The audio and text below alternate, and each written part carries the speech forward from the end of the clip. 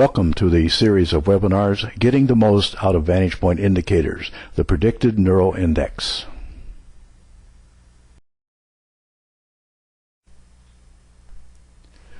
The Predicted Neuro Index in various tests has been verified to be 75 to 80% accurate for many markets over a broad range of time.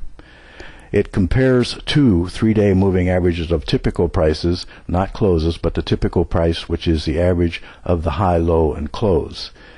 It is always bullish or bearish, right or wrong, correct or not correct, so that there is no quibbling about what the indicator is indicating. It is also important to note that the current market context is very important as to how to read the Predicted Neuro Index.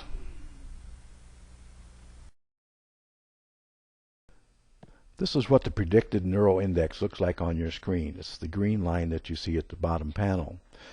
Several things to highlight.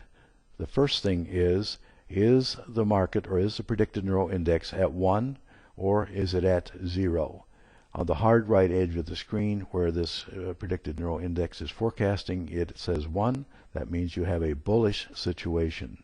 Doesn't mean you have a signal, it just means that the trend for the next several days is bullish.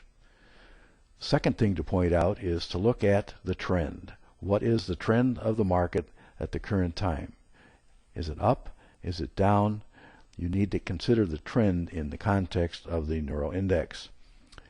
The third thing to look at is to look at the first day when the Predicted Neuro Index shifts from 0 to 1 in this case, and then look at your price up here. This suggests that this is a good point perhaps to buy, but you do not do that automatically as a signal from Neuro Index because it is not that type of an indicator. It only indicates that the situation initially should be bullish. You'll need to use your other indicators to determine precisely where you will enter or where you will exit.